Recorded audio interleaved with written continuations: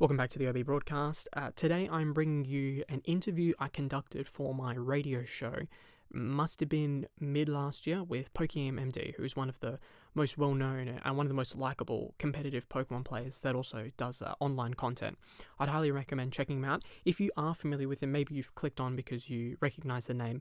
This is an interview he's got up on his channel. Basically, when I did the interview, I said to him, or I said I was going to put it up on like a SoundCloud or something, just so if people that couldn't make the show of his fan base wanted to have a listen, they could just go to SoundCloud. And he said, oh, well, if you want, I'll just pop it up on my YouTube channel and people can watch it from there. So this is that same interview that he put up on his channel. I basically just said like, hey, I'm doing this podcast thing. Do you mind if I just re-upload it on my channel? I understand maybe YouTube has like algorithm issues with having the same audio in two different places, but he said it was all fine. So yep, this is that same interview. If you are familiar with him, and you've heard this podcast, this interview before, just, leave some comments on, what you actually thought of the interview, whether it was well done, what could be changed. And if you're not familiar with him, definitely go and check him out. Of all the people I've interviewed, and this is like, not to slight anyone else, but of all the people I've interviewed, I think Joey's the only one that, before the interview even started, I cut it out for this, but he was actually like asking me questions about, my radio show and how I got into it and why. And I don't know, it was not something I wasn't prepared to answer questions, only ask them. But yeah, I was really happy with the interview. It came out really well, I thought. So enjoy, and thanks for listening. Hey, how's it going? It's good, man. Sorry for making you wait. How are you doing? No, that's okay. Yeah, so Joey, you're a lot of things, right? You're a content creator, an entertainer, a video editor, as well as an incredibly highly regarded competitive Pokemon player.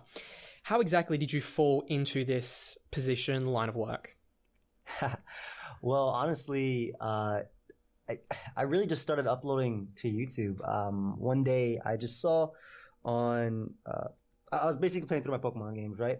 And I wanted to I went on YouTube because, of course, I'm playing through this game, I'm enjoying myself. Maybe others do it too, or maybe I could find out where to get this rare candy in this game right now. So I look up Pokemon on YouTube, and I see battles from Pokemon like Xerxes, MTG Xerxes, Xenon 3120, the Emperor ZMB, so MBZ, the Shadow Project, all those people. And I see them uploading, and I'm like, I play, and at this point I already started playing Pokemon on like Shoddy Battle and whatever, which was the thing before Pokemon Online, which was the main place to play on your browser before Pokemon Showdown, which is like the most popular one right now. So I saw these people uploading, I was like, and I was a cocky little kid, so I was like, I'm better than them.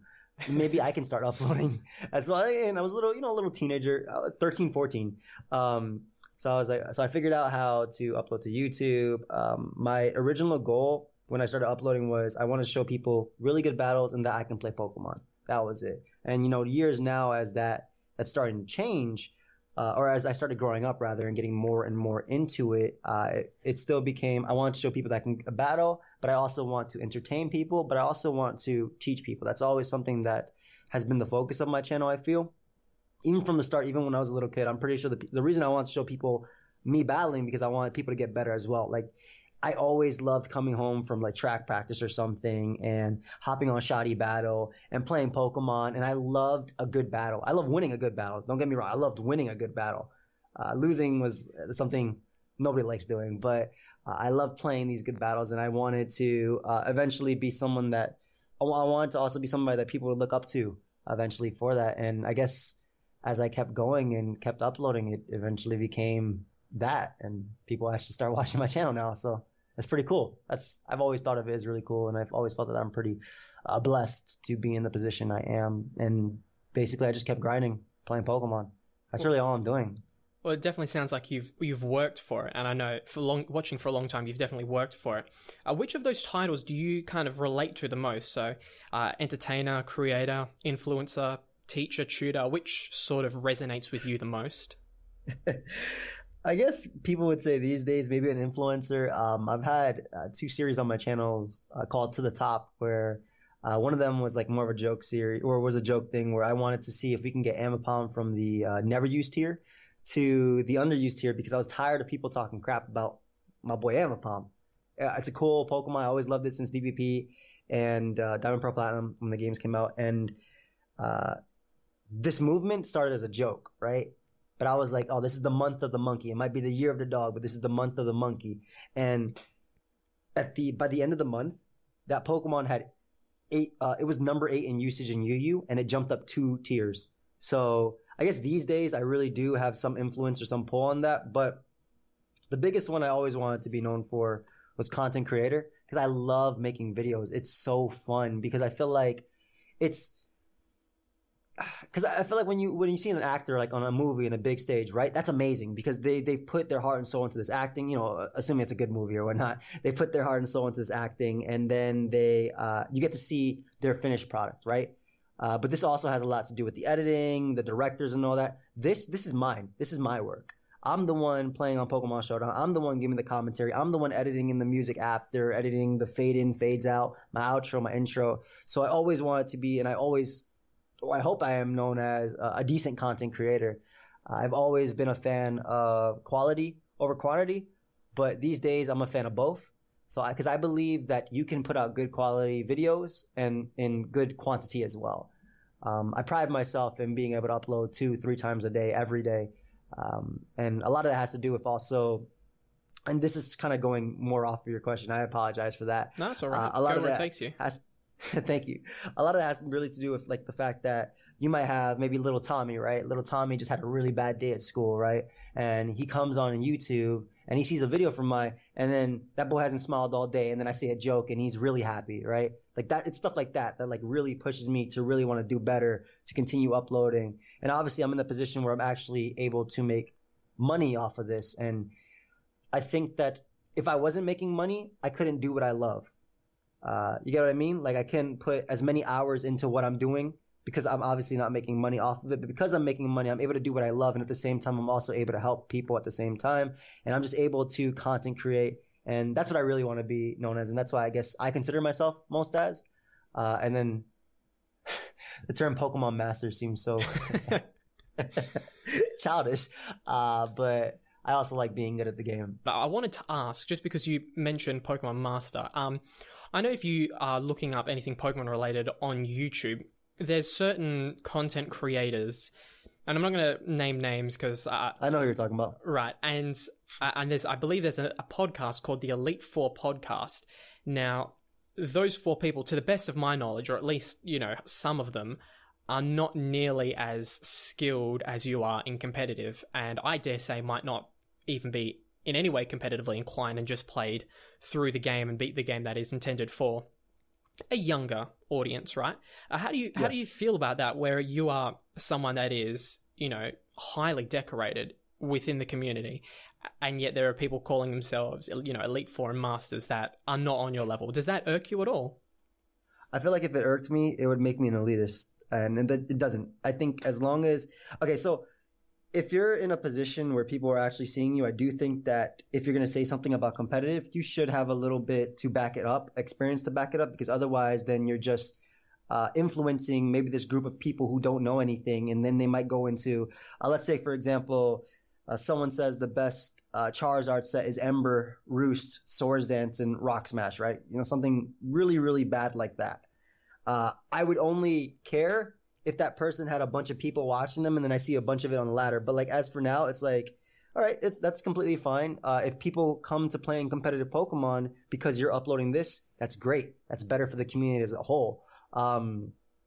It's also my gain as well, because if they eventually keep looking, they might start coming to me. They might see my channel and might take that next step in competitive. So for the most part, I don't let anything really bug me, and that doesn't really upset me at all.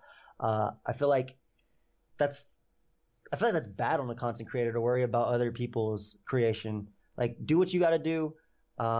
Work hard on what you're making, and if somebody else is doing something that you don't agree with, sure, you don't have to call them out on it. Maybe talk to them about it. But like in that case, it's completely fine what they're doing as long as it's getting people to play Pokemon. That's awesome. I would love the number of people to play Pokemon, especially with a potential Nintendo Switch game coming out this year or next, to grow. So. Whether they grow because of that or I grow because of that, because like I said, if you search up Pokemon, you will find me. I at least use decent enough tags to the point that you will somehow find me. Even if I'm on page 46, you'll find me if you're still looking. And they'll still come to me. So yeah, to answer your question, it doesn't really bug me at all. No. It's not big. I don't worry about other people. I care about what I put out. I care about, what my viewers think about me, because as well, like, I care about my viewers as well, and my friends. That's about it. Like, that's pretty much it. Now, I completely heard what you said, and I'm 100% on board. I totally agree with that mentality. However, just for conversation's sake, what about Okay. people that are, getting tens of thousands of views? So not massive big time, but still notable. And they've got, like, I watched this one last night actually, and it was a Shuckle set up, just your hazards, and then a Mega Beedrill came in, set up a Swords Dance, and just swept. And the opponent was very obviously someone inexperienced, because they just had a bunch of legendaries and starters. Some of them were shiny, and it's just someone on Wi-Fi in Festival Plaza or whatever, just having a bit of Yeah. fun. But it was Yeah. uploaded in such a way that said, "Look how good Beedrill is, Mega Beedrill. It's amazing." Do you ever worry about like spreading misinformation? Because obviously Mega Beedrill is good, but I mean it's not living rock slides and stone edges from Primal Groudon. So I, f- I feel like stuff like that, it's pretty much the same thing. Like, one video that comes to mind when I thought about that was like God Magikarp, which is when like this level 100 hack Magikarp beat these Ubers back in Diamond and Pearls, beat these legendary Pokemon back then, and that was like really caught me into YouTube. And from there, I was able to find better people who actually played the game, right? So maybe epic Beedrill sweep, epic Weedle sweep, whatever. Like I said, might bring somebody to Pokemon, might be like, oh my gosh, this Pokemon's so good, but eventually they'll find more. Also, I feel like the term misinformation is, I don't know, because again, I don't want to have an elitist attitude towards something like that, right? If somebody finds success with something they're using, that's great. That's great on them. And in fact, a lot of Pokemon sets, before they are standard, they had to be somebody found them out, right? Before the first Clefable, what Combine, Soft Boiled, Moonblast, Flamethrower, right? That wasn't a standard set before somebody found that was good and started using it. So sets are not standard before they're niche before they're standard, basically. So they're unexplored before they're standard. So maybe Beedrill really is a Pokemon that has success. Who am I to judge? Though obviously I agree that I don't think that it's a good Pokemon, but I don't think that's anything amazing, especially right now in the tier it's in, which is UU. But that stuff, again, I can't let it bother me.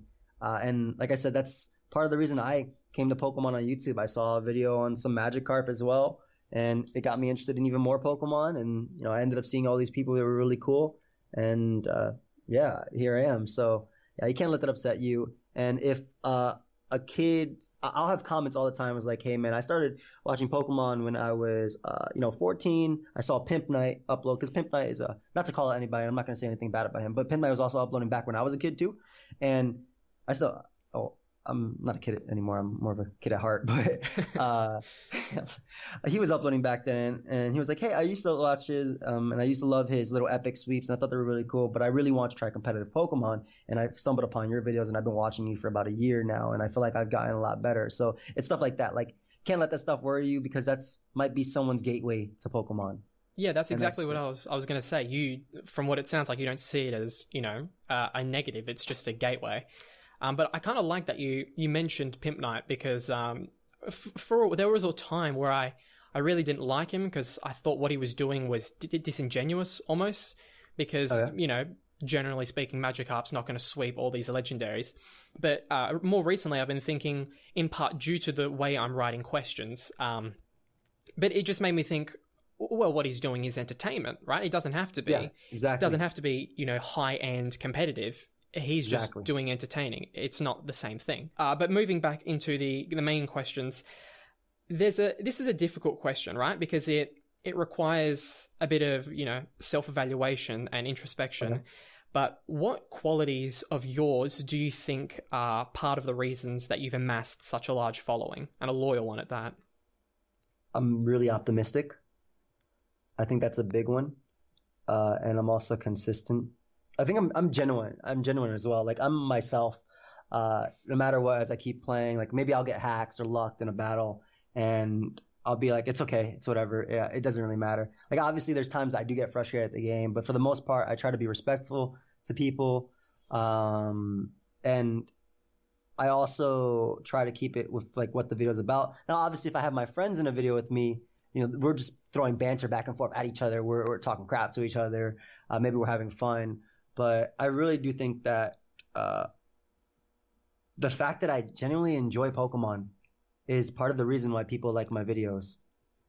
I think. I don't know. What were you gonna say? Oh, I was just going to say that that positivity and optimism is something I'm going to touch on later, because it's one of, if not the most iconic thing you're known for, just being incredibly optimistic and upbeat regardless of what happens. It's just how I've lived my life, really. It's like how I was raised, and I know that the game I play there is a lot of luck involved as well. There is skill involved for sure. People have shown consistency, but there's also a lot of luck, and sometimes the game is not going to go your way. And whether that's because your opponent lucked you, or there's this whole psychological part of Pokemon too that I don't want to go too deep into. But like, for example, maybe I have more knowledge than my opponent, right? And I can think of like 10 different sets that my opponent could have. But because I know that might also hinder me in thinking or narrowing it down to a set. And my opponent might not know that I know these specific things. So I might make a play that in 9 out of 10 cases is the best possible play, but my opponent doesn't think about the best possible play. And that might throw me off. But even then, how could I consider it the best possible play if it doesn't also take into account my opponent? There's so much, like, I feel like Pokemon is a really psychological game as well. And that's why it's also impossible to win it all. Not only because of the number of Pokemon we have and also the factors like that. But yeah, I do try to be really optimistic despite knowing all that, because I've loved Pokemon ever since I was a kid. I used to wake up 6 a.m. and literally wait on my TV. I wouldn't, because like as a kid, my parents were a little bit more stricter. Like I had to study, work hard, and then I would get like an hour, 2 hours of TV. That would change obviously on the weekend, but during the week. So like, but even then, I was so disciplined to that point that I would wake up like at 6 a.m. and I would wait till 10 to watch Pokemon and Kids WB and watch the new episode, and then go read a book and then come back and watch something else. So I've never lost that love for Pokemon. Even when I got my first game, Pokemon Red, back when I had my Game Boy Pocket, I never lost that love. And that's just part of the reason that I think it just spreads through my videos. Like, I love Pokemon, like no matter what. And that also goes into part, like, because I'm able to do what I love, I can share that love with other people.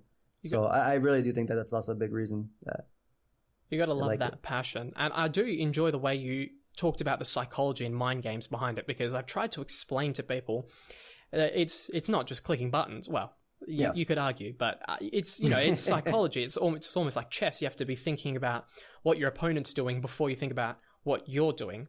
More about you. Were you studying something at high school when this came about, or when you were in high school, did you kind of see that this was something you wanted to strive towards? What were you, studying and thinking about becoming back then? During high school, well, that was when Pokemon Platinum came out when I was in ninth grade, I believe, if I'm not mistaken.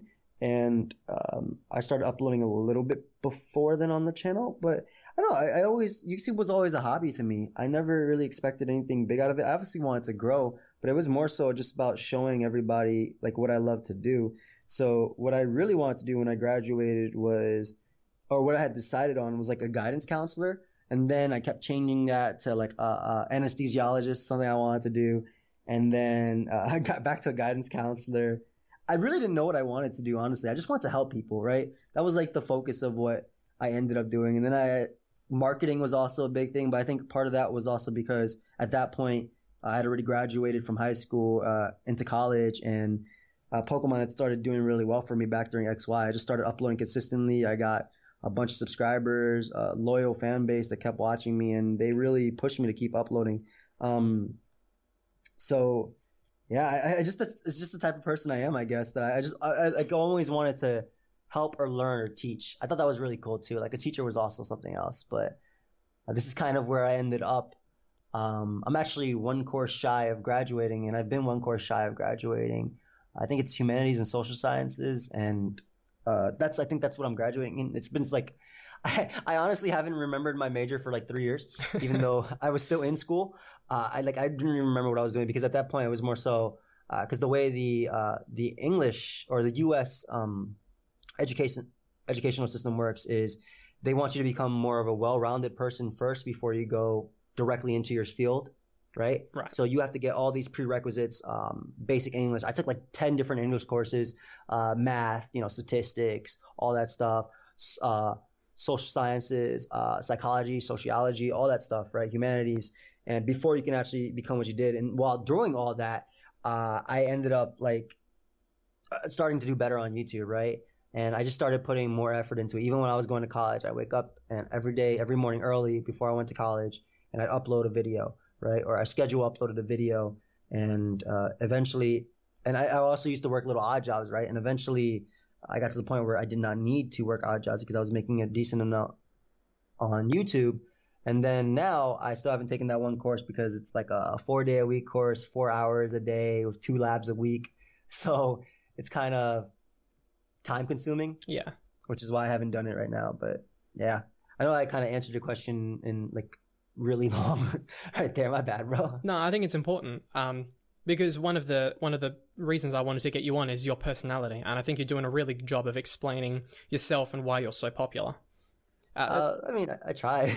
It's been, I guess, because I've been talking to a computer for so many years now, almost going on 8 years, that it's just easier for me to explain how I feel. Like, at first when you first start YouTube, it's like, hey guys, I'm on a computer and go Kyogre. But now it's like I can just talk as frequently as I want. It's like I'm literally in my mind, you're a person. You are a person. Right. Thanks. Hopefully you're a person. I mean, you could be a robot. It's whatever. I don't judge. But like, if you're someone I'm talking to, and it's just easy. Like it's it's easy now. So thank you for saying I'm good at explaining. Well, this is what I try and do. You're most welcome. Speaking of popular, what you're doing at the moment, in terms of content creation online, it's currently pretty popular and well known at the moment. Online entertainment, all of that. Even though it's still pretty new. Do you ever have difficulties explaining what you do? Not necessarily to other people, but on like legal documentation, leases, things that require you to state your occupation? Not so much. Like before, I put it as a hobby, right? But now I put it as an independent. As an independent now for like I guess my taxes, I would put it as an independent, and it's really not that hard. I feel like obviously I can't put like content creator because they wouldn't. I feel like they wouldn't understand that. But just an independent. You're a businessman, entrepreneur. Right. That's probably something I would like put it as, if anything, because I do stuff with YouTube and Twitch, and I have a little like stuff I do on the side as well. A few little business stuff I do on the side. Nothing illegal, by the way, but no, just like I imagine like merchandise and shirts, right? That sort of thing. Yeah. Yes. Exactly. And on top of like just I have business partners around the world that I work with. A few other things. I can't bring too much detail as of right now, but in the future, definitely. Something to look forward to. Speaking of leases, I believe you recently were engaged, so congratulations. Thank you so much. If you don't mind me asking, how did her family react to kind of understanding what you do for a living, and how supportive have both her family and yours been since starting up to doing it full time? All right. Well, I was in high school when I first started, right? So the first few years were go to bed, it's 3 a.m., stop recording, stop talking to your computer, right? As it eventually started earning money, they started more so, hey, like, how's it going? How's YouTube doing for you? How's it? Do you need any help? This, and this. And this is before I was even earning like a good amount. This is just like earning, money to the point where I didn't have to work in like a restaurant, right? Right. Like, how's it going? How's it doing? And they'd always been supporting me. I obviously immediately when I made money off of that, or even when I had money off of a regular job, I started paying my the electric bill because I was the one obviously running it up, my phone bill, and whatever else I could help my parents with. They didn't need my help, but obviously that's something I'm gonna do because they raised me and they're great people. So as supportive goes, always been supportive. As far as my fiance and her family, first time I brought Marlene, which is my fiance's name, to my house, I didn't have a car back then. And my mom drove us home, and she said, hey, Joel's a Pokemon master. So that pretty much came out immediately. So there's nothing I could do. And I explained to her, yeah, I do YouTube and whatnot. And she'd always tell me, like, I was wondering, me and the girls, like, because we have a mutual group of friends, me and the girls were always wondering how you had money. Because they didn't see me working or doing anything like that. Well, as far as they knew.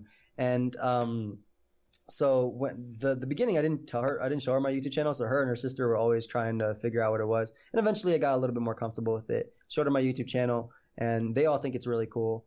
They support me of it. Everybody pretty much supports me, and yeah, it's really nice. I was able to actually move out last year. So I've been out for about a year. I've been moved out for about a year and a month. And even since then, my family has always been supportive, asking me, checking up on me, asking me how I'm doing, if I need anything.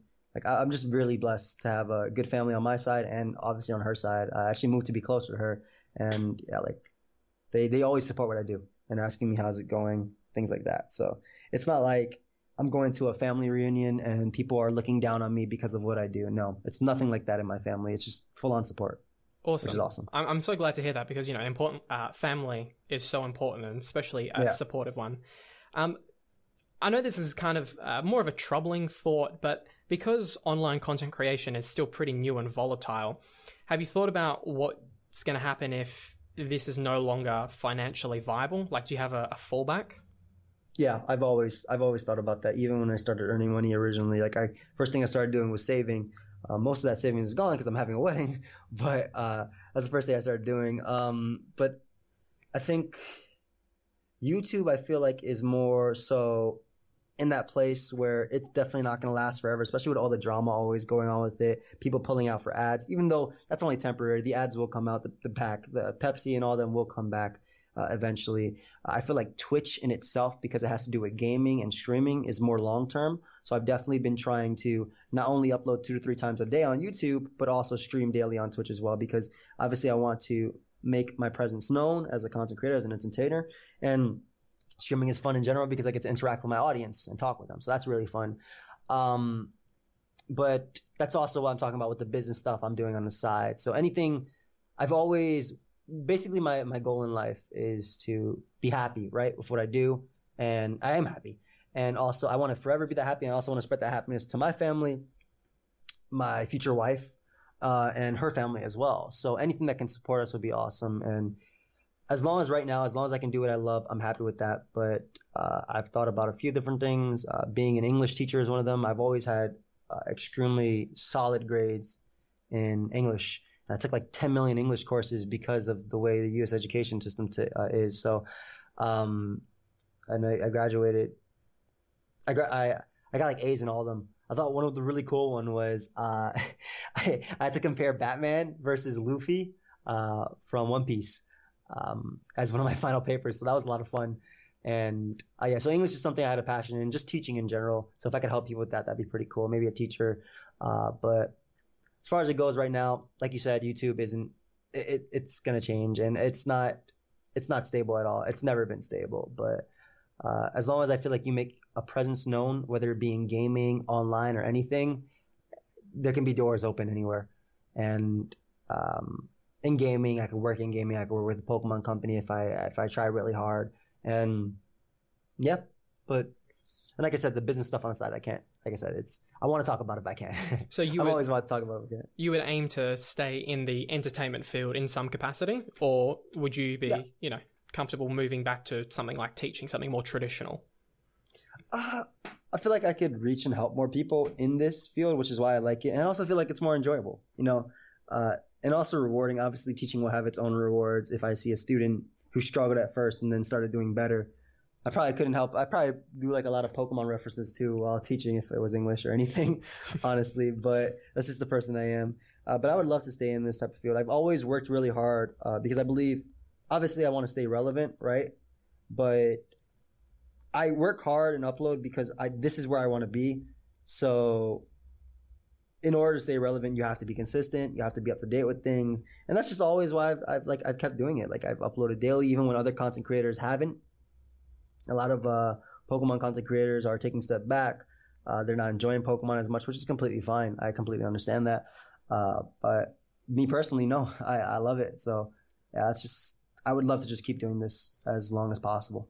Now, apart from the whole entertainment aspect, do you think content creation has any transferable skills? Like, do you consider yourself more understanding of the technical side of computers as a result of what you do, or is there anything that you've learned from this that's not entertainment per se that it could help in another field? For sure. Obviously, computers is a big one. You nailed it on the head. I can take apart a computer and build it easily. I've done it twice, 3 times already since having this. So that I feel like also this has helped me a lot with Google searches, if that makes sense. I feel like some people don't know how to look up things, but me, I can probably find exactly what I want to do. Like it's like maybe you want to look up something like some sort of electrical pipe or something. You needed something fixed, like, and you just look up electrical pipe. What do I do? But I would like be able to find exactly what it is, and I've known I would. Another big thing is, and I think this applies everywhere. Patience is a big one, and you learn that a lot, especially when you sometimes get those comments that are there to irk you, right? Or they're saying something. I feel like YouTube does make you stronger as a person. And that is definitely a big skill that can transfer to any job, because if you're going to work with people, there's going to be confrontation. Like you can't always get along with everybody 100% of the time. And that's another thing you learn. You can't please everybody, but you got to please the people that matter. That's a big one. So I feel like YouTube has taught me that.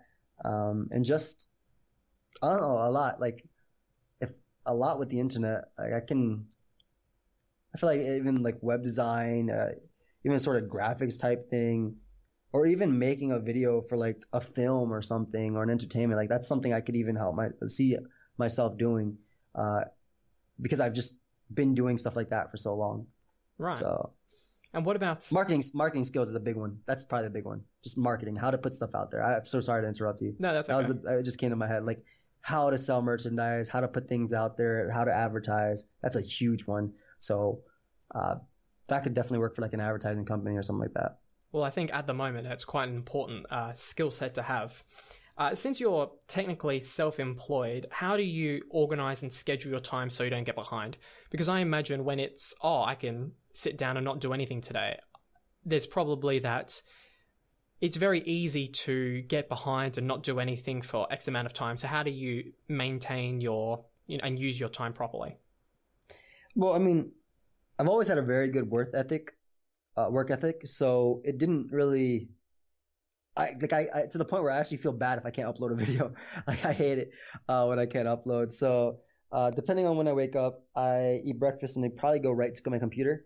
And this is of course assuming I wake up at a good time. Sometimes I wake up at 7, sometimes I wake up at 3 p.m. because I was staying up till 10 a.m. making videos for the entire day.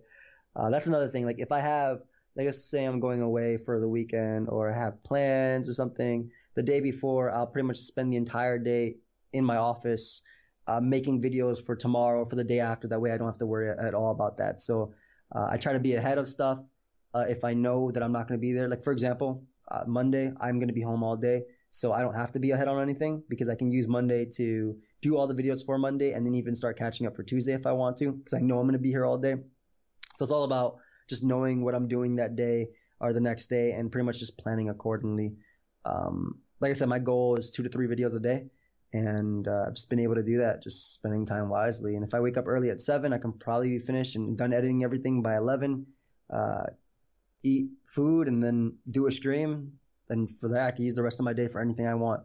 So it's just really about knowing how to organize your time and figuring out what you're doing, your schedule as well.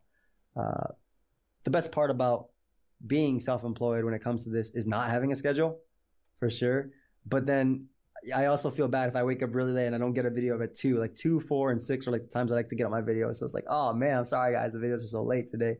But yeah, mainly just knowing that and just keeping account of that.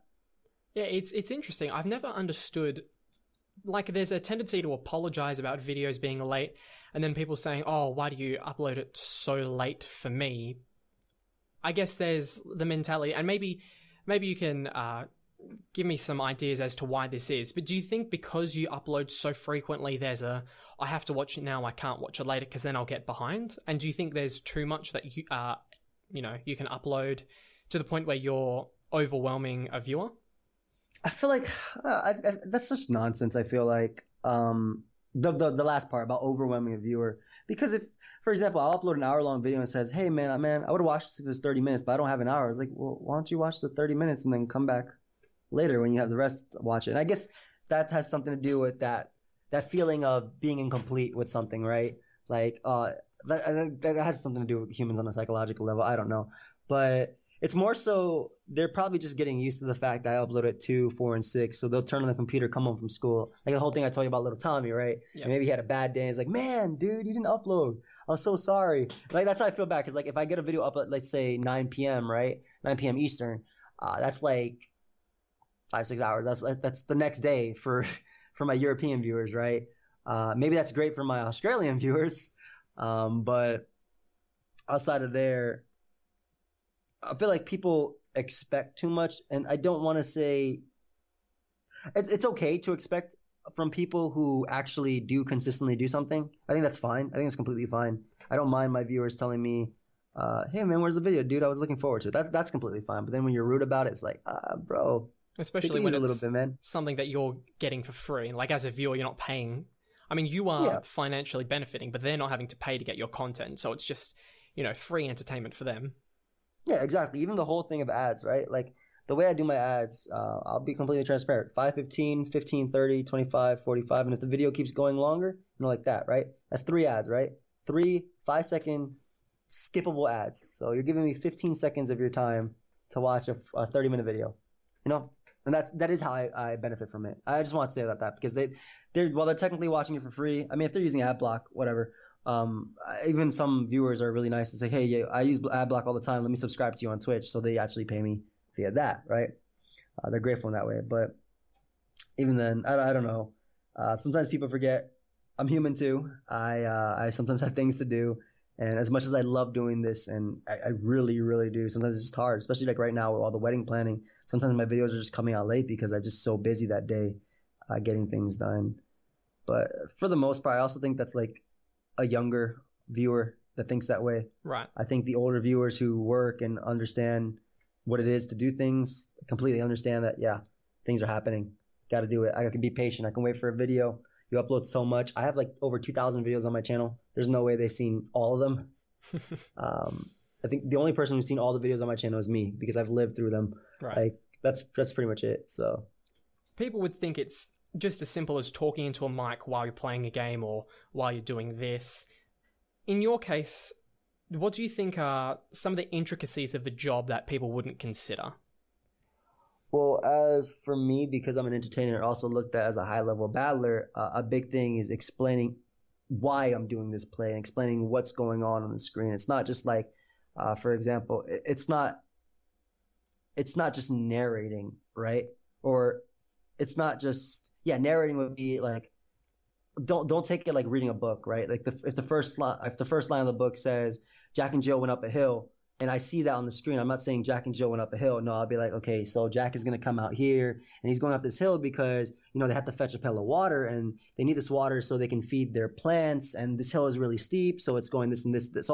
So it definitely takes more so of, I'm trying to explain it in depth, but I'm also trying to explain it in a way that people will understand it. So a very basic way that people will understand it because I want people to learn from the video itself. So it's not just me turning it on and saying, yeah, I'm going to go for flamethrower. Okay, he went for will-o-wisp. I'm going to go for hydro pump. Okay, he went for recover. Like I'm not narrating what's going on. Right. So you're explaining at the same time you're trying to teach. Exactly. Is what you do, sorry. No, go for it. Is what you do something you would recommend to people to strive for as a career? Or do you think it's too volatile and fickle for it to be something to aim for? I don't know. Honestly, you find your niche in content creation, I think, yourself, right? Whether that be respected for being a battler. Let's take Blunder, for instance, right? My friend Thunder Blunder 777. He's known for being a good battler, but he doesn't explain himself in his shut on lives. He tells stories, talks about things, talks a bunch of crap to his opponent, about his opponent, and people like him for his personality, right? They go there for that personality, to be entertained. They don't always go there to find a good thought process. But then you go to my buddy Mr. Jamvad, and Jam is really similar in narration that it comes to me. Jamvad's about thinking long term, explaining why he made this play, what he's going to do, and I'm really similar to that, right? That's just something we found our niche in. This is what we're good at, and this is what we do. But then you take somebody else, and they might be more so of entertaining, even if they are good. And there's nothing wrong with that at all. In fact, it makes it easier for me if the person wants to find something like that teaches them versus that entertains them. And you can definitely mix in both, I feel, too. Because being good at a game is entertaining, I feel. I've been watching Ninja play Fortnite before I even played Fortnite. And now I'm playing it because he plays it, and he's amazing at it. I'm always so impressed by it, right? And he doesn't have to explain anything. He's just talking about whatever he is. But then again, that type of game is different, right? He's just shooting people and knocking them out. But there's also little intricacies, like he's building forts. He's well, I never called it. He's building stairs, setting traps, using grenades and whatnot. And there's all little things going into it. But his niche is that he's really entertaining and he's really good at the game. So if anybody else wants to do that, let them figure out what they're good at. If they're not good at that, maybe they're just good at telling stories. Great, they're entertaining to listen to. Maybe somebody will find that. You find what you're good at, figure it out yourself, and you work on it. That's it. That's an interesting comparison. I wanted to talk about toxicity and happiness because at face value, you appear to be a very happy person, especially playing a game that tends to be unfair and toxic at times. How do you manage to stay so positive and happy in a game that can just be so unjust? It depends. I feel like that has a lot to do with what the meaning of the game is, or the purpose of the game rather. If it's just me on the ladder and it's not like Road to Top 10 where the goal is to me to hit top 10 on the ladder. If it's just me doing a casual showdown live, there's no point in being angry. That's just wasted anger. I want to win obviously, but if I lose, I don't lose anything. Whereas if it's a tournament game, best of one, right? If I lose, I'm out of the tournament. So that upsets me, right? If I get lucked in that. And now I'll do my best to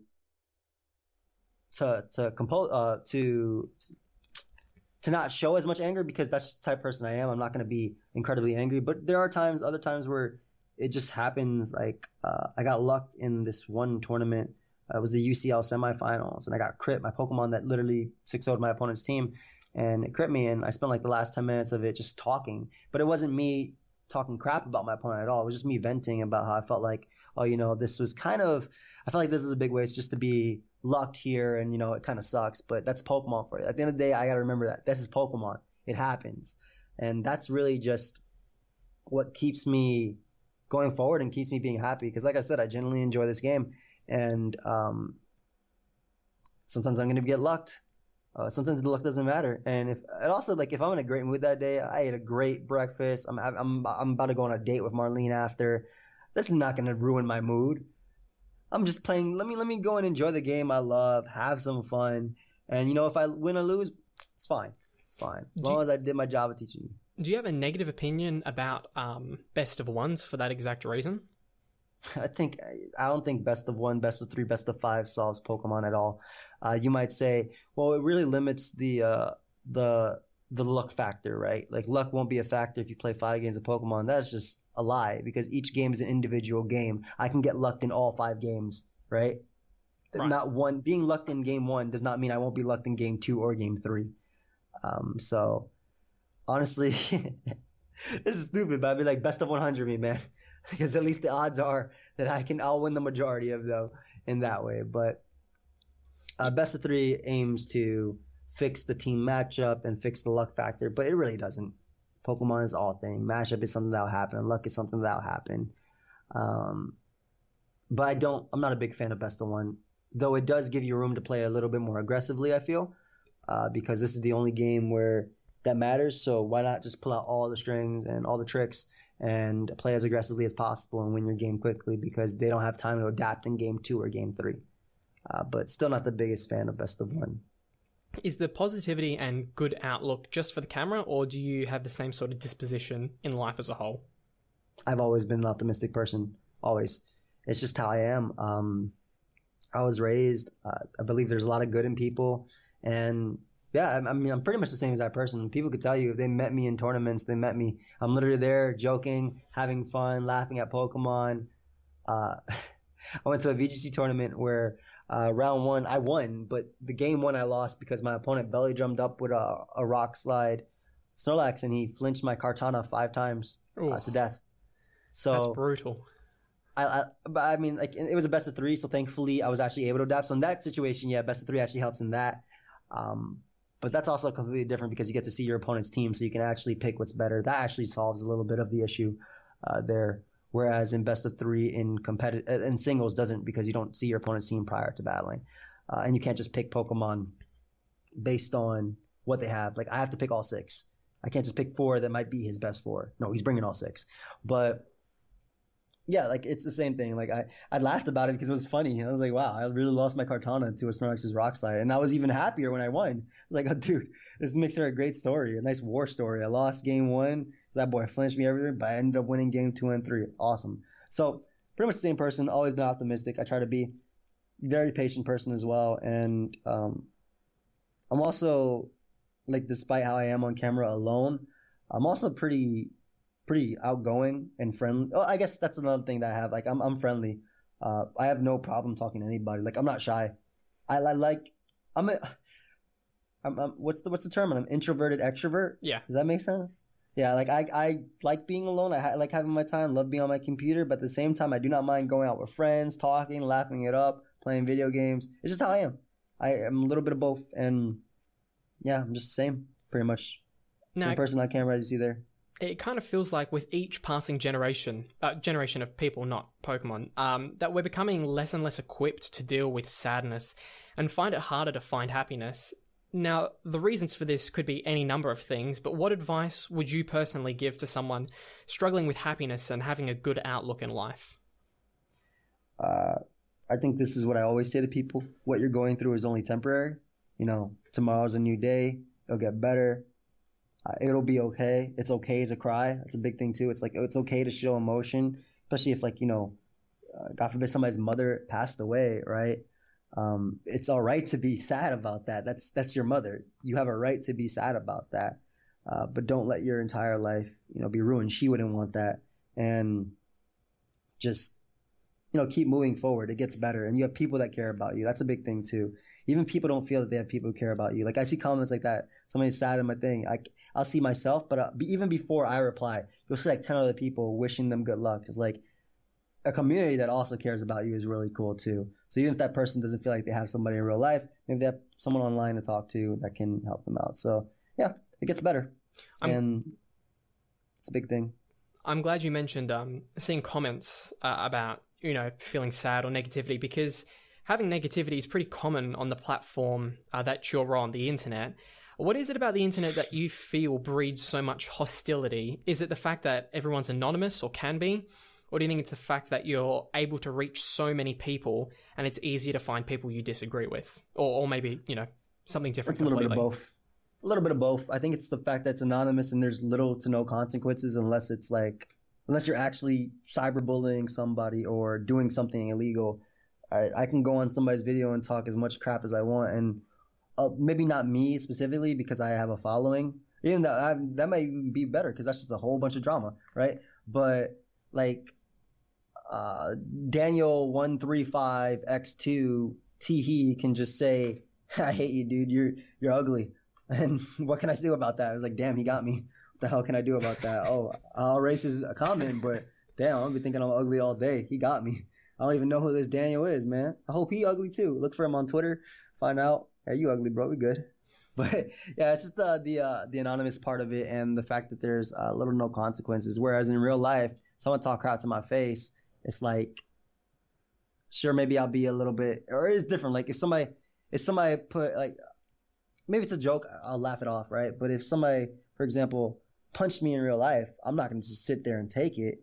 I'll get them back, Whereas in a comment section, you'll have people arguing with you, and who cares? Turn off my computer and I'm good for the day. But when you gain a certain level of online presence and you start to amass a following like you have, it also tends to attract, jealousy and hostility as much as it does, positivity. How often do you think you get these hurtful remarks left as comments?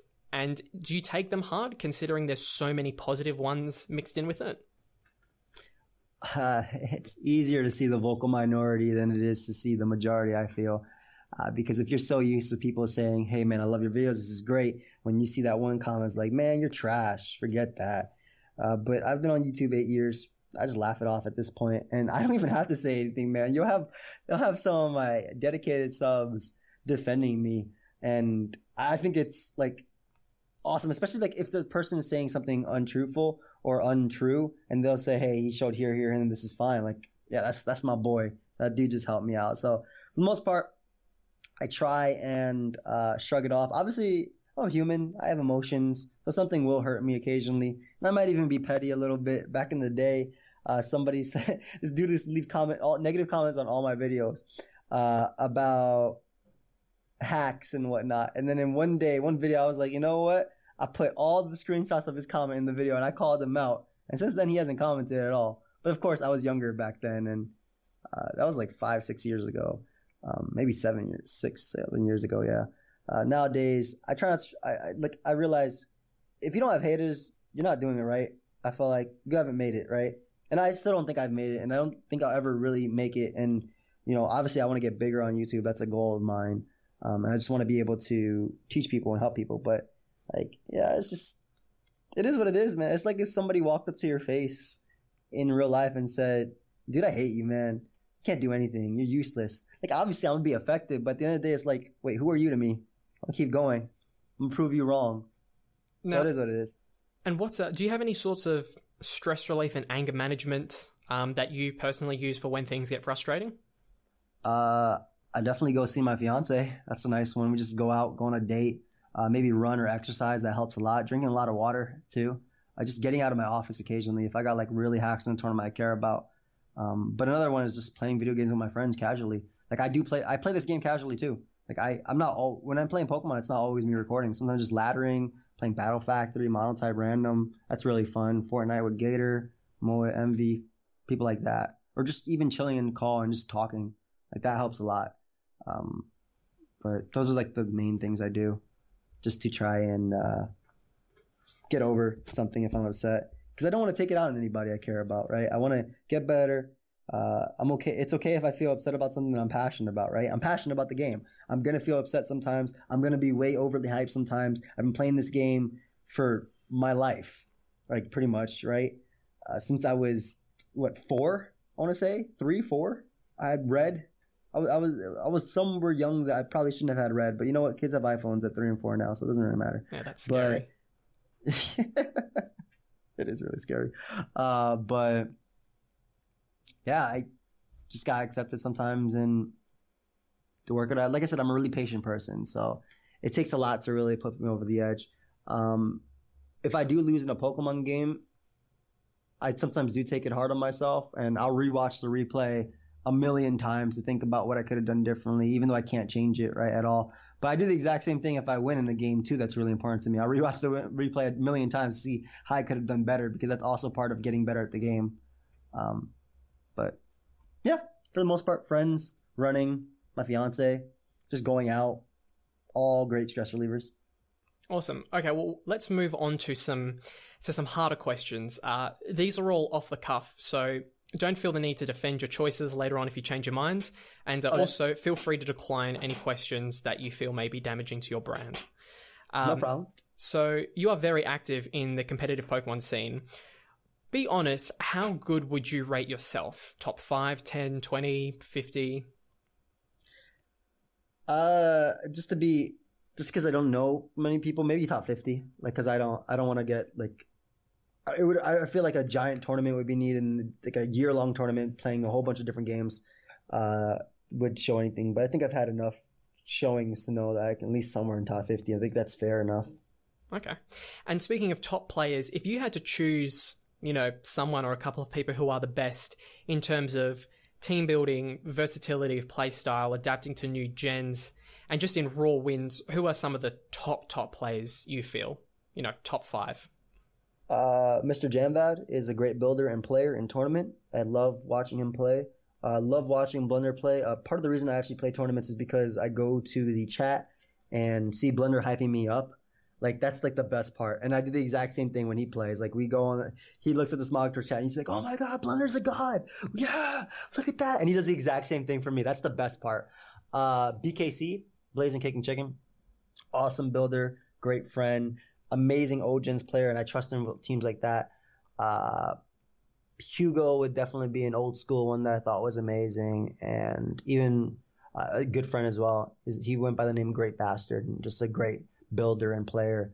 And maybe last, I want to say that there's a lot of people, because I there's a lot of people that I actually trust for teams. I'll just name the last person, like a couple few. Like, I trust Starmaster for teams, Flame and Victini. Maybe these are probably people that, like, who the hell are these people? But if you go on Smogon, you know who they are. So Starmaster, Flame and Victini, Brofist, obviously, like some of the big people that I definitely trust for squads, and I enjoy using them, and I respect them as battlers as well. And of course, my other friends like Crashing Boom Bang, and a bunch of VGC players as well, though I'm pretty sure this is more focused on singles. But yeah. Controversial. We didn't hear CTC in that list. I was actually looking at him on my Discord right there on the side. I think he's a great builder when he really does put his mind to it, though. Right. Are there any things that are currently banned from OU that you personally don't agree with?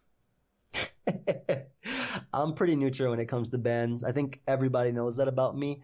I don't mind a metagame where Mega Kangaskhan and Mega Blaziken and Aegislash and Landorus Eye are all allowed. Hell, I even want the Deoxys normal in OU just because I wanted to play around with it. But that's also mainly because, like I said, I love Pokemon, so I want to have fun. But for the most part, I think it's fine. Maybe introducing something, maybe like the Coco Loco method, which is banning. This is the UU Coco Loco method, which is banning broken threats immediately just based on face value, and then within the months adding one in, testing it out. I think that could be really cool for shaking up the metagame. But for the most part, nah, it's whatever. Like I said, I don't really care about ban. I don't care if a Pokemon stays or goes, because either way, I'm gonna play the game. That's always been my thought process. Now, there was an interesting video you did, I believe, as an April Fool's video some time ago. Yeah, Giratina. How do you actually feel about that? You know, jokes aside. Amon was broken. Amon did not deserve to be in this tier. You can't kill it with anything. It was broken. But like I said, like I've always loved stuff that shake up the metagame, because I think it's a lot of fun. Having like when Marshadow came out, there were 3 days, right? My first video, it's Enter Marshadow. Marshadow comes out. No. My first video is a Marshadow moveset, right? Then I have an Enter Marshadow. My third video is Welcome to Uber's Marshadow, because Marshadow got banned. So, like, I love Pokemon that come in and shake up the metagame, and they're so fun to use at first. But if they are broken, and I guess for the metagame's actual, health, ban them, I suppose. I don't know. Like I said, I'm really neutral on bans. I don't care if Pokemon stays or goes, because I like playing the game either way, and I'll play with the broken mons if they are broken. Now, on the other side, do you think there's anything that's currently in OU that's just unhealthy? Maybe something that there was a vote for, but it stayed, that you think is just, bad for the metagame? No, not at all. Even Landorus with 60% usage, it's the glue of the meta. I compare it to Snorlax in Gen 2. Snorlax in Gen 2 is the undisputed king. It's on 100% of teams for the most part. And it's amazing, but it's not broken, right? It's amazing at what it does, right? In Gen 2, it can use Lovely Kiss, so it can put you to sleep, Curse, Belly Drum, a whole bunch of stuff like that. Double Edge, Thunder even for Cloyster, Skarmory, stuff like that. And that's really going into Gen 2 meta. But Landorus, it's a staple on teams, and it also holds back a lot of Pokemon that would otherwise be broken with Landorus gone. Pretty much every physical attacker, Terrakion, Charizard X, things like this. The metagame would be completely wild with it gone. But I also don't believe that because of how the metagame will change is a reason to keep a Pokemon around. But I also don't think it's not broken. Like, it's beatable. It's just extremely good at what it does, and it just does so many roles that it should be on most teams. I love how this question was, is there anything that's, broken or survived a vote, and you went straight to Landorus? Because there's not really anything other than that. Maybe Ash Greninja. I still think that thing is a little bit too much for the tier. And even at times, Magearna and Tapu Lele. But I guess we've at that point in the metagame where we've pretty much adapted to it. Okay. And we can outplay. Do you personally feel there are any changes to the Smogon banning or tournament processes that you would implement? So change how tournaments are run or banning is conducted? I'd best of 3 most tournaments, especially like, even though the team ones, the ones that are singles are usually best of 3, but team ones are like, because you have a team of 12, they're usually best of 1. But I'll take my battle versus Gondra, for example, or Black Oblivion this year, where I didn't play bad. I just didn't have a good matchup. Like, they had a Pokemon that I could not do anything to, and that's going to happen when you can only pick 6 Pokemon and there's over 700, right? Pokemon. But I'd make it best of 3, which wouldn't, like I said before, it wouldn't necessarily make it better. I could have 2 bad matchups and just lose.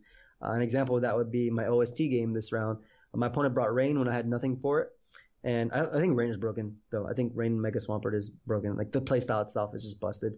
Do you think there are any people, events, Pokemon individually, play styles, or even conspiracies that have been really detrimental to the Pokemon community? And don't feel free not to name names, but if there's anything that you really felt hindered the community as a whole.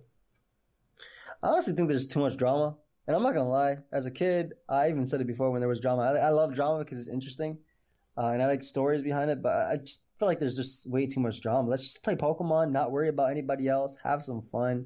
But again, when you have a whole bunch of people that are passionate about a game, there's bound to be stuff like that. Like one thing, when the whole Amapom thing, right? There was drama in that Smogon thread, but then you have the creator of Pokemon Showdown and say, "Hey, it's whatever. Who cares? This game. Let's remember that at the end of the day, it's this game that we're playing because we enjoy it and we're having fun. And maybe people thinking that they do have an influence with it and what actually happens will cause them to ladder more, cause them to come on Pokemon Showdown more." I'll actually find the quote real quick because I thought it was appropriate. Like I said, there was a lot of controversy going on when back when the whole Amapom thing. Yeah, well, just while you find that quote, it was interesting to see such an impact that had, because the word Ambipom got banned in certain chats because it was just everywhere. I didn't ask for that. Like I didn't care about the UU room at all. I just wanted to have fun. Like I really just wanted to have fun, and that's what I wanted to get out of it. But it's cool to see that how much influence it actually had and how it actually ended up. I don't know how it actually ended up doing something, and doing something good. I thought it was really cool. Pretty much, the quote was because they were discussing removing quick rises, and what quick rises were is instead of the 3-month period in between where we have these tier shift changes, they're every month based on if something is used less or more, it actually rises up. That way you don't have to wait an entire thing. It's not a full tier change, but it's little ones. And he was saying, I don't mind removing quick rises, but also I don't think Amapom jumping to UU is a bad thing necessarily. Let people have fun. Let people screw around. It's a game. Having fun is kind of the point. Maybe people will play more if they feel like what they actually do has an effect on tiering, And I really like that philosophy that he had because it's pretty much what I thought too. Just have fun. Let's rock the world a little bit. Let's play a little bit and just have as much fun as possible and enjoy ourselves, Yeah, well, you definitely had a very real impact on the metagame. Speaking of metagames, Showdown's constantly coming up with new other metagames for people to enjoy. Have you had any hand in creating one, or have you had any ideas for your own? I don't think I've ever had an actual hand in creating one. Maybe influencing which one got picked, because sometimes they do vote on what's getting picked. But if I had a metagame, well, the one that NJMP currently does, which is like BL Ubers, where you can use certain Ubers or certain legendaries that are not used as much in Ubers in a team, I think that would be pretty cool. That'd definitely shake it up. Maybe a draft league style thing on Pokemon Showdown could be really fun too, because I think draft league is really fun where you're actually drafting Pokemon and you're seeing exactly what your opponent has and what you have, and you're building teams based on that to counter team each other. I think that's a lot of fun. So a metagame like that being a staple on Showdown could be fire. Of course, I don't know how they would implement that. I do love that they implemented Battle Factory though, and model type random battles. Those are my two favorite things to play on Showdown. So besides that, I don't know. I was going to leave this out, but I thought I might just pitch one to you while I'm here. Right, this is my OM of the month. We call it Cold OU, right? And it's OU, okay, except Hail is buffed to the point where ice moves get a damage boost in the Hail. And because if you look at it from memory, I don't know if it's changed. I don't think it's changed in recent gens, but Hail is kind of the worst out of all of them. It doesn't give accuracy or power buffs to different moves, I believe. Yeah, it only has Snow Cloak and Slush Rush. Yeah, so let's get an actual buff to Hail. Yeah. Okay, that's a cool one. Though if I would also add on make Hail last infinite turns then too, unless you set up another weather, because otherwise I don't think it's because obviously Sandstorm is great, right? You got Excadrill, you got Sand Veil, you have Sand Rush and Sand. What's the other one? The one that actually it's not Sand Power, but it's the one that Sand boosts Force? your power as well. Sand Force, thank you. It's the one that boosts your power, and then you had Pokemon like Lanners back in the day are abusing that, right? And the big thing about that is Tyranitar is such a great Pokemon that it's good with it. Excadrill is such a great Pokemon that it can abuse it, right? And then in Rain, obviously, you have the double Swim, and you have the Rain boosted power. And also at Sand, you have the Spadef boost. And Sun, fire is boosted, water is weakened, and as well as the chlorophyll, which is pretty cool too. So that's like nice, and I agree with you. But there's also not very many good hail abusers.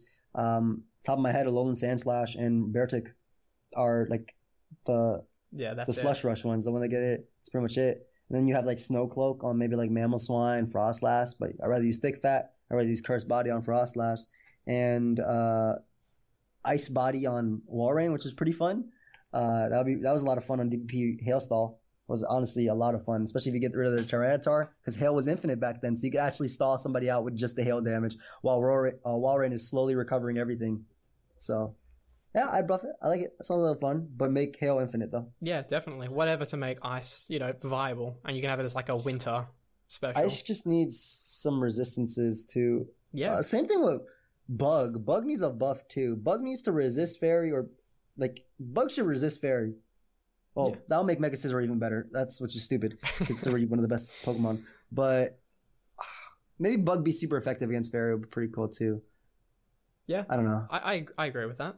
Now we're getting into the hard hitting journalism here. After the 2016 Cypher, which you were a part of, and great job by the way. Thank you. Do you plan on being in the next one or doing anything else musical?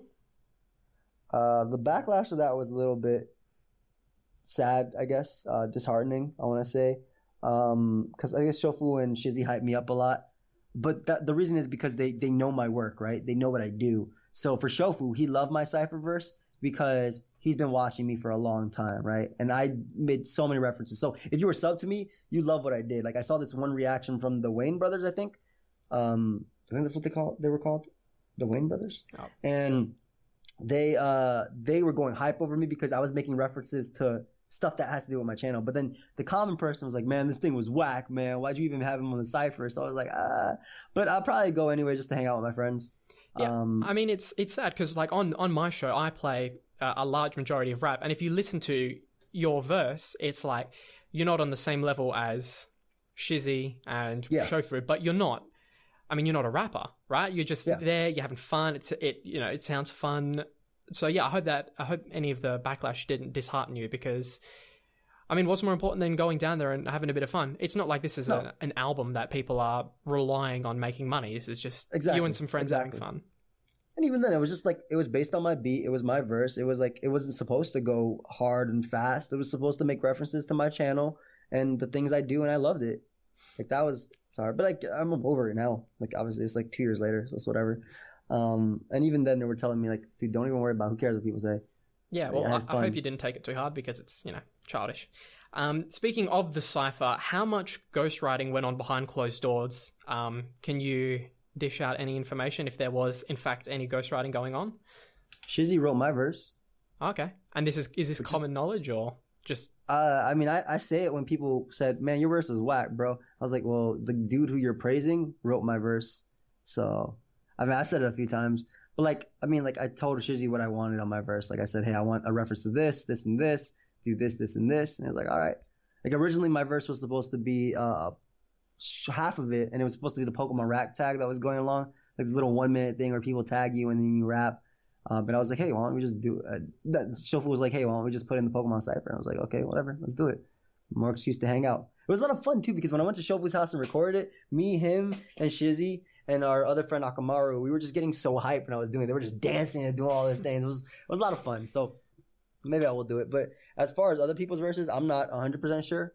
For the most part, I know they wrote their verses. Okay, and now maybe some of them would help. Now for one of the hardest questions, or maybe it's easiest. Why hasn't Blunder won a trophy yet? I had a tweet about it that said it's an inner struggle with him, because he knows if he wins a trophy, he'll quit Pokemon, and he loves Pokemon so much, so he won't ever win a trophy. But it's more so, it's Pokemon, man. Just to say the YouTube group, right? You have me, you have Chimpack, Blunder, that's a big one, right? Like us three, right? And a few of other us friends as well.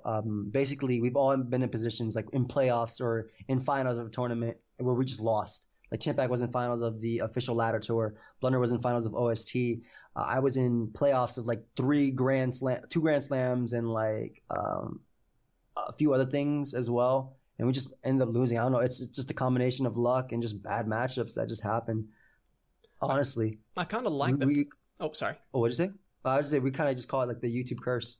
Well, I was going to say, I kind of feel, I kind of like the idea that he hasn't, because it's very reminiscent of Leonardo DiCaprio not winning an Oscar for so long. But then he finally did. Yeah, he did. But I don't know, there was just this thing that I read somewhere where it's better to have people say, I don't understand why he hasn't won one yet, as opposed to, I don't understand why he has.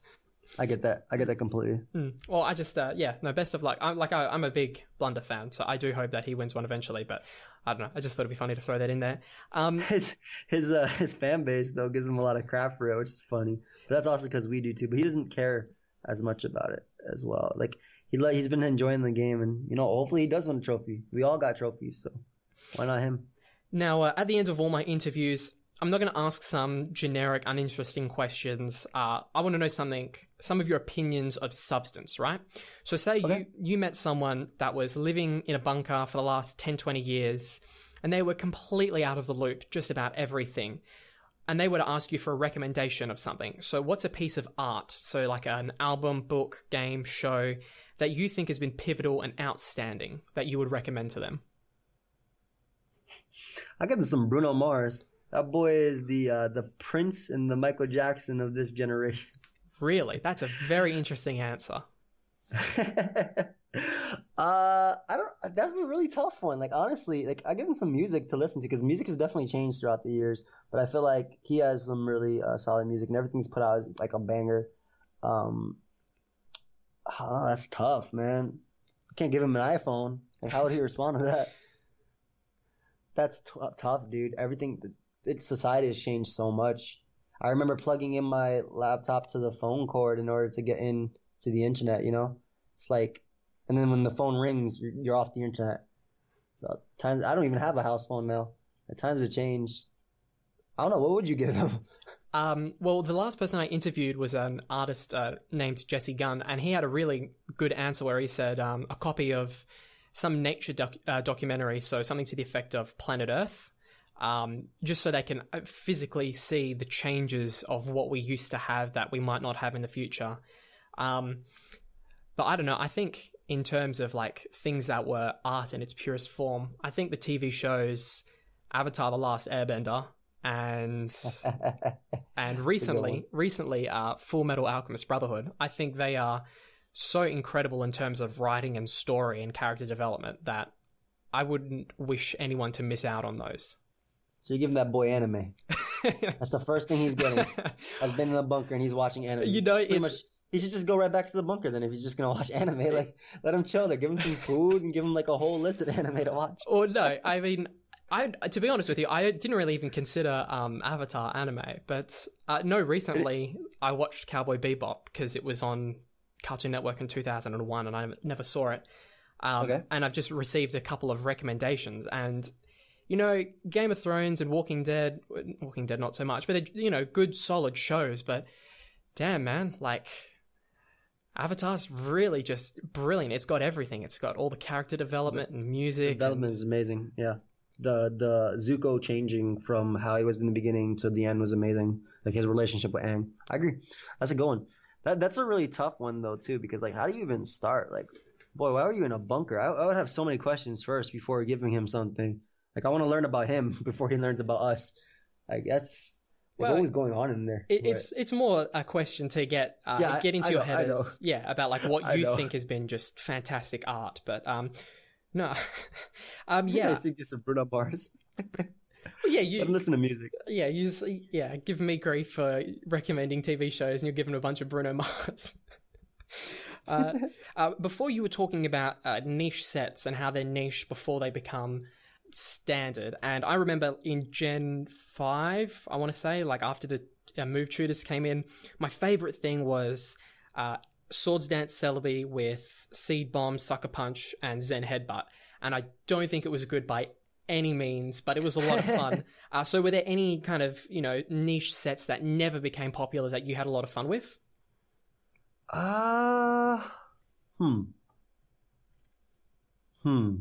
That's tough because there's a few. Hail Mamoswine in Gen 5 was a lot of fun because Weather Wars were such a big thing. I used my Mammoth, like I love Mammoth in Gen 5 because obviously Landorus was introduced in that generation, and the same thing just like now. You don't switch into its dual stab, especially because there's no Mega Scissor back then either, so it doesn't switch into Earthquakes, Life Orb Earthquakes. So for the most part, all you needed was Earthquake, Ice Shard, and then Icicle Spear because I believe Icicle Crash is Gen 6.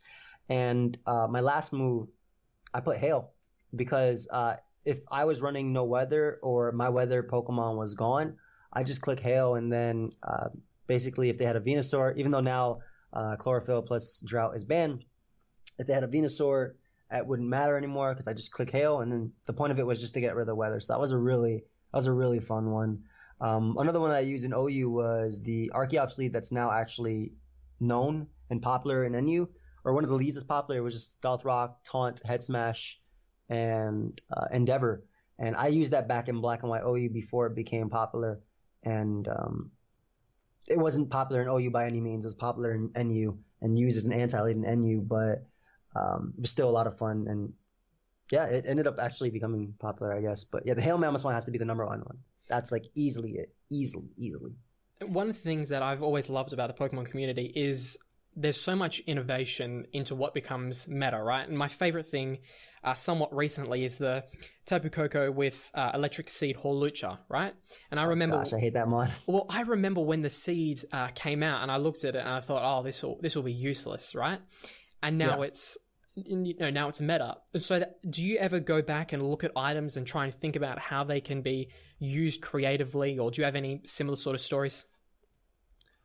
For sure, but not. I don't think there's anything I actually ever regret. Like for example, one of the things I made when Gen 6 first came out, and we got Charizard X, was everybody was using Dragon Dance swords, and I made Tank Zard X for my boy Hugo. So it was like a Will-O-Wisp fat set that could deal with Bisharp and deal with Aegislash and Pokemon that were allowed back then.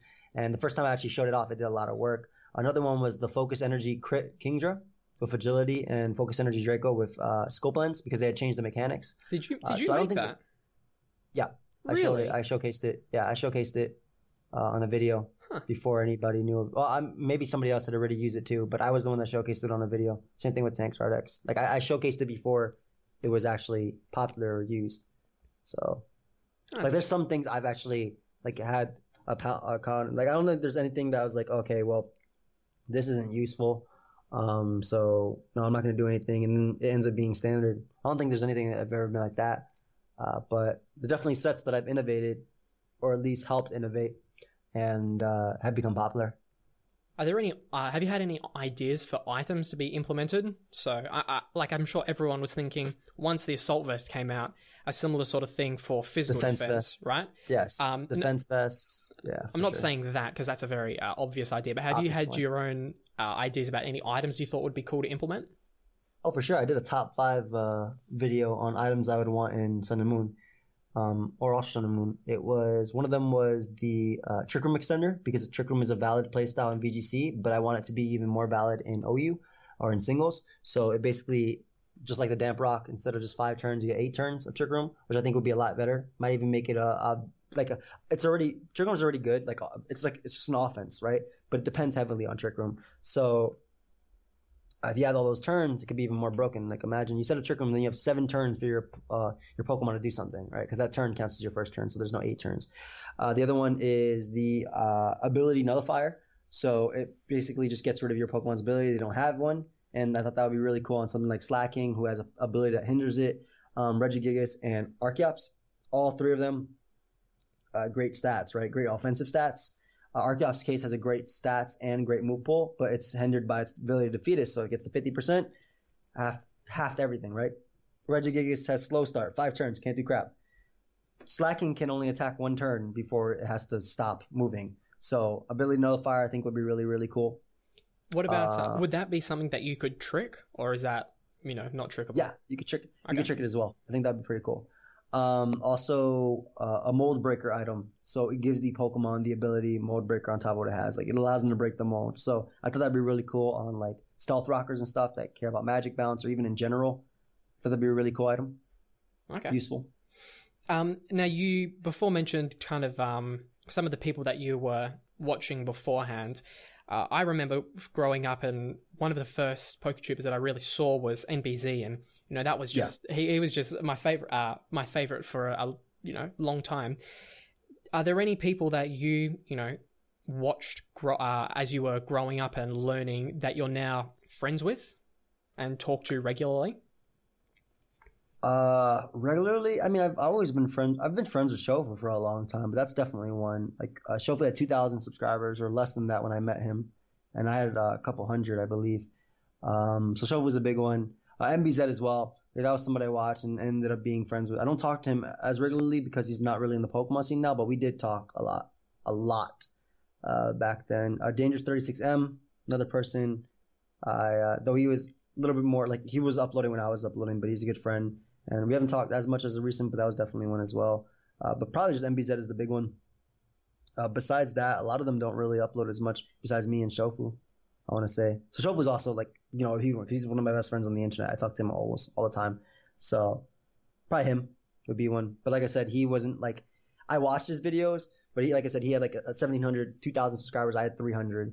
And we've just been friends since together and growing. So just like always have been. In fact, that comparison, 300 to 1,700 is how our subs have always been like something. He's like higher above me and I'm like a little portion of it, but still doing competitive. Well, I mean, you've definitely got the quality and quantity, whereas, Shofu's quantity has slowed down a little bit recently. Yeah. But yeah, I guess that's just got to do with your, work ethic and still loving the game that you're playing. Pretty much. Like, as long as I enjoy it, I'll do it. But I know he's really hyped about Smash, and he's definitely going to get on top of that Pokemon Switch game, too. I want him to hit 1 million subscribers. That's my boy. I want to hit 1 million subscribers, too. That'd be awesome. But obviously, I want that for my friends as well. I want them all to do good. Because here's what's the phrase? I want us all to eat. That's it. All of us, I want us all to do good. That's pretty much it. It's a great mentality to have. It's very, selfless, right? Like thinking about other people as much as you're thinking about yourself, which is a very rare trait, which is unfortunate. But no, it's really good. Just more about kind of you. Whenever I'm watching one of your videos, you seem to be able to not guess, but kind of estimate what a set is just by looking at the team preview, as well as being able to estimate, oh, well, if this Metagross is choice banned and not Mega for whatever reason, it will, roughly do 60% to this. How long does it take you to develop those skills of knowing, the game that well? I mean, that's just really just playing, man. You get familiar with it. That's why laddering is actually solid. People give a lot of crap. The tournament players say, oh, the ladder is stupid, man. Why are you on the ladder? Yeah, well, because I was on the ladder, I got to see what this Pokemon did. And because I play all these tiers, I got to see what these Pokemon do. So it's mainly just like, I don't think there's any specific time for what happens, just as long as you're familiar with what happens. Like, especially if I've seen a team before, I can see the team makeup. Also, what's popular as well. For example, like if I see Tapu Lele, like 2 things come to my head right now, Specs and Scarf. And if it had been earlier on in the metagame, I'd think about Calm Mind, I think about Taunt, but that's not as popular right now. Specs is like the big one because it just breaks through everything, and it doesn't have any switch-ins really. Like Psyshock for Assault and Sagirno doing like 40%. But like it's really depending on what's popular in the metagame, and you find that out by laddering and by watching tournament play as well. And yeah, just getting familiar with that, which is why, like I said, I play all the tiers because I think it's important to know what a Pokemon does and what a Pokemon does have potential to do. Team building helps with that too. Though I'm more of a player than a team builder. I can definitely build when I need to, but I'd rather play. Like that's the most fun part of the game for me, playing and doing well with my team. But building can help because, like, for example, I want to use Slowking and OU. I look at Slowking's moveset and it's like, oh, wow, this Pokemon learns Dragon Tail. This Pokemon learns Future Sight. Whoa, it has Fire Blast, Ice Beam, Scald, Calm Mind, Nasty Plot, Trick Room, right? I see all these options. And then if I fight a Slowking and OU, all those options come to my head because I've already seen what it can do just based on the builder. So it's all about familiarizing yourself with it, seeing what's on the ladder, and that just stuff there's no specific time for when you'll actually learn it, I think. Everybody learns differently, right? Some people learn visually, some people learn by hearing it, so orally, and some people literally learn by playing, by doing it. So you got to find what's best for you, do it, learn it. I'm glad you mentioned bringing Slowking up to OU and using it in OU and how to, battle it if you did see it. In the past, you've seen lower tier mons being used in higher tier games and even tournament games. Like I know Jellicent gets used here and there in higher end games, and there was a few years back a Pachirisu that got used in I think it was a VGC game. event. Yeah, Yes. how do you feel about lower tier mons getting used for those events? And do you use any lower tier, or do you have any inclination that, oh, I would like to use Mega Houndoom in an OLT game or whatever? It's really like just discovering what a Pokemon's niche is. Like for example, that's also like looking at what your opponent can do as well, like looking at what their patterns and what they're doing, for example, in a tournament game, right? Like if I see my opponent is really weak to Trick Room and he doesn't like to bring good rock resist, maybe I'll bring a Stack Attack to an OU game, even though Stack Attack is UU, because it can set up Trick Room and it can click Stone Edge and Constant to Crush. I have no problem with it. I think it's really cool, especially if you find a Pokemon that works. Also, diversity is like some of the best part. For some people, they get bored when they see the same 6 Pokemon over and over, even though the tier is called overused, so you're going to see them over and over. But when you see something cool, it's really refreshing, and especially when it works. So I have no problem with it at all, and I'll do it myself as well. The big one I can think about that I did recently was Amapom. It's NU. I saw that it had a niche for UU because it can fake out, which is great versus hyper offense, has Technician, has Tail Slap now, so that actually hits incredibly hard. High speed, faster than most threats, U-turn, has Fire Punch as well for Scizor, Ice Punch for Gliscor. That's a big thing. So now there's overused Pokemon, there's never used Pokemon, and then there's fake Pokemon. So I know that you're doing a Vega playthrough at the moment. Yes. Are you enjoying seeing all the fake mon, and are you seeing any that you think would be a benefit to the actual games and would fit into the games and the meta games nicely? I mean, I would be enjoying if I wasn't running into Nidorans and Hoo-Hoots every other time, but yeah. What's the name of that Pokemon? I have a psychic flying type on my team. It looks like a Pegasus, and it has like a really good move pool. It has like Recover, Air Slash, Heat Wave, Psychic. I would love to see something like that. We obviously have stuff like that in Sigalith and. Oh, is that is it like Kingisis or some such? Yes, something like that. Yeah. No, it's the other one. I think it's the other one, not Kingisis. Oh, Unesis? Unesis, I believe. I think so. Something like that. Yeah, that'd be really cool to see that. I like the idea of what they do. I really like the ice type that I have on my team. It reminds me of Frostlass and has like Focus Blast and has a really good move pool. Like I wish Frostlass got Focus Blast. It'd be amazing offensively if it had it. Doesn't even have that good special attack, but give it a little bit better. Give it Focus Blast. Why not? Try it out. But yeah, I really love the concept of new mons because it's like having new Pokemon. But I don't think any fan game can really compare to the core Pokemon games just because there's so much thought given into them. And there's also a whole nother level of incitement, right? When I play a fan game, like, oh, cool, I'm going to play a fan game. This is new. This is interesting. But when a new Pokemon game comes out, I'm dumb hyped because this is the franchise I love, and they're coming out with a new game. This is amazing. Let me try this out. You get me? It's like I really understand. However, I'm not sure if I agree because there have been some incredible ROM hacks. Like I've been looking into it in the past few months, and there have been some that the story, the gameplay have been really, really in depth. And then you look at like Ethereal Gates and all that stuff, yeah. Yeah, and even Insurgents. Insurgents was like incredible. Not a ROM hack, but oh yeah, I know him. He's amazing. Like he is incredible as a person. Right, and you wouldn't get as hyped for something like Insurgents as you would say, Ultra Sun and Ultra Moon, because just looking at having played them all, the last few games have been, I don't want to say I don't want to say lackluster, but you definitely expected a lot more from Ultra Moon and Ultra Sun than we actually got. And so, sure. But you would still be more hyped for that than, Insurgents too. Of course, man. That's a core Pokemon game made by my favorite company. Wow, right? That's very interesting. That's just how it is, man. Like I'm really excited about that because I also get really excited about the competitive aspect of that, and because that's something I follow, and because a new game means new Pokemon or new move tutors or anything. That's awesome for me. It's like I get to keep doing what I love. Speaking of the competitive side of things, would you ever consider getting involved in, say, like Insurgents competitive scene, because it apparently has one, or even the CAP project in Smogum? Do you get involved in any of the fake fan-made metagames? Yeah. Me, MV, Key, and Moet.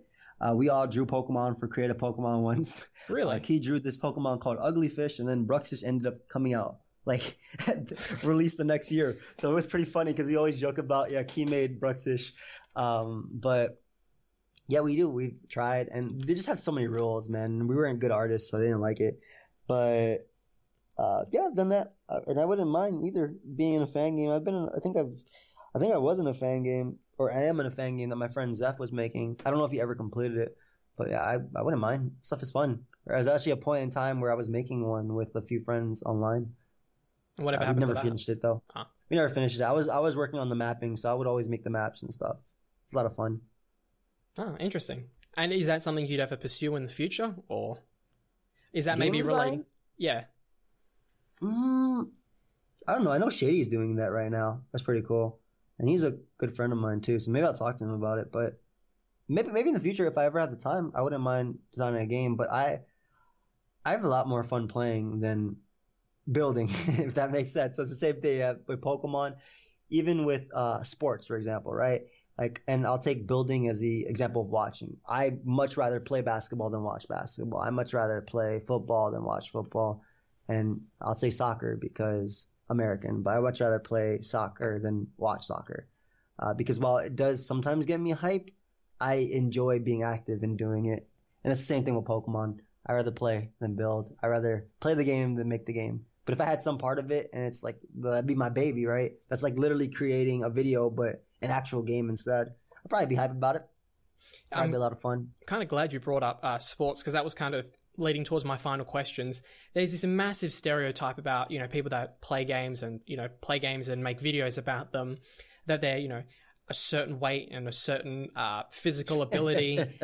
But from the sounds of you and from what I know about you and, some of the people that also make videos online, you're all quite active. So is that a common stereotype that you get told that, you play games, so you're not very fit? Have you ever come across anyone, spouting that nonsense?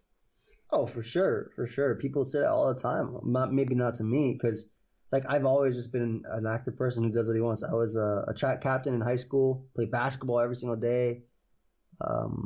And at the same time, I was also a nerd, right? I played my video games. There's nothing wrong with that. But I also graduated like a 4.0. So in high school anyway, not college was a different story, but in high school I graduated 4.0. So I did all these things, and maybe I'm not your stereotypical nerd, but I've seen it. At the same time, I'm not offended, but me personally by it, because like who cares what people think? But I've definitely seen it, and there are people that obviously do that. Just sit on their computer, eat their Cheetos in their right hand, and play their video games in their left. And who am I to judge? But it's not, everybody's not like that. Especially nowadays, anime and video games are going mainstream too, because all these celebrities are talking about it, and everybody's getting into Fortnite because of Ninja. Like Drake is about to stream with Ninja, which is crazy. That this artist is about to stream with one of the best Fortnite players, in my opinion, the best Fortnite player and streamer. And I think that's awesome as well. I know I'm like going off of it and talking about how I feel about go it, where it but takes you. I think it's really awesome that like because these people that are higher up are being this influence, more people are getting into things like that. And there's nothing wrong with enjoying video games. It's okay. This is the example I have. You're 45 years old. You came home from work and you turn on your TV. What's the difference between you doing that and watching TV and me using my downtime and playing Call of Duty? Right? Like what the hell? What's the difference at all? That's a brilliant point that I don't think enough people consider when they're saying things like that. You mentioned Drake was going to be streaming Fortnite. I hadn't heard about that, but did you hear about? I think was it Snoop Dogg that was playing the SOS survival game? He was not playing SOS. He was smoking a blunt. He was hitting a blunt on stream, and it was a pre-recorded one. But it was still funny, man. He had no hands on the controller, just smoking and cracking jokes and talking. Because I just heard about it. That was sponsored, but I watched it live. It was funny. All right, but is the one with Drake sponsored? I don't think so. I think it's more so he likes the fact that Ninja's amazing at Fortnite. And Fortnite's about to blow up too because it's coming out with a mobile release. So I'm really happy for Ninja because he works so hard. And he always streamed 8-9 hours a day even before he got as big as he was. And this is what he wanted to do. So I'm really happy for him. But it's really cool because the fact that he will do that and then the whole mobile thing, it's going to bring a lot of people to that game. and maybe one day he'll like Pokemon and I'll play Pokemon with him. Well, I mean, it wouldn't be the first time you've done cross-platform. Didn't you do a video with Zero from Smash? Zero? Yeah. Yeah. Zero's a good friend of mine. I also talk to FaZe Banks a lot. We played Pokemon before as well. There's a lot of low-key Pokemon fans out there, and originally Zero and I got in what'd you say? Are you just trying to bring them out? I mean, no, it'd be cool. Obviously, it's good for exposure for me, but at the same time, I just love people playing the game. I think that's awesome, and for the game itself, it's great for exposure. I think that's cool. Too. Banks loves Pokemon. That's no secret. You see videos of him on Pokemon Showdown. You get that boy on a platform playing it, maybe you'll get millions of people on Pokemon Showdown. I think that'd be awesome for the game. Obviously, it would be probably people that don't know the game at all, because they all follow for Call of Duty, but that's just free points. Related. Yeah, exactly. But even then, it's bigger for the game, because then maybe they'll all get interested in. It's the whole thing that we were talking about in literally the beginning of the interview about these people coming online because they see somebody else doing it, and then there's this game's pretty cool. How do I get better? Look it up. PokeaimMD. What up? So awesome. Well, just that's all I have. It's been such a great time. I really appreciate it. You've already plugged where people can find you, but do you have any, friends or maybe artists that lesser known that you like that you'd want to plug at the end here? It's Gator, Mr. Janvad, Envy, Lord Moet, the Mr. Moet, Thunderblunner 777, and also Vanilla X Productions. He's a music dude. I could take a lot of his music. I don't think he personally knows me, but I use his music because he lets us. So he's another cool dude. So definitely all of them awesome people. Okay, well, please go and check them out. Joey, like I said before, it's been such a great time. You always hear about people meeting or speaking to people they're a big fan of and just being disappointed at how, rude they are. But you've honestly been as down to earth and as fun and nice as you appear to be on camera. So thank you for taking the time. No, dude, honestly, thank you for having me, bro. It was a lot of fun. I appreciate it. It was definitely different than interviews I'd done before as well, because it was more, the questions were different. Typically they were oh, how'd you play Pokemon? How'd you get started? This, and this. So sometimes, I'm glad this wasn't a repetitive type of thing. So it was a good experience for me. Well, I mean, I was pretty sure you'd done interviews before, so I just, rule of thumb, try and ask questions that are slightly unusual. But yeah, dude, just let me know. It's been a pleasure. And I'm actually about to go stream. Even though it's 1:30 a.m. Yeah, I'm probably going to go stream for a bit. Yeah, so. Awesome. Well, hey, best of luck to you. Not just with the stream, but in everything you do. I think your positivity and happiness is, inspiring. And I wish more people had that mentality. I appreciate it, man. Thank you for my parents for that. Yeah, well, tell them good job. Have a good one, man. You too. Enjoy the rest of your day. Likewise. Bye-bye.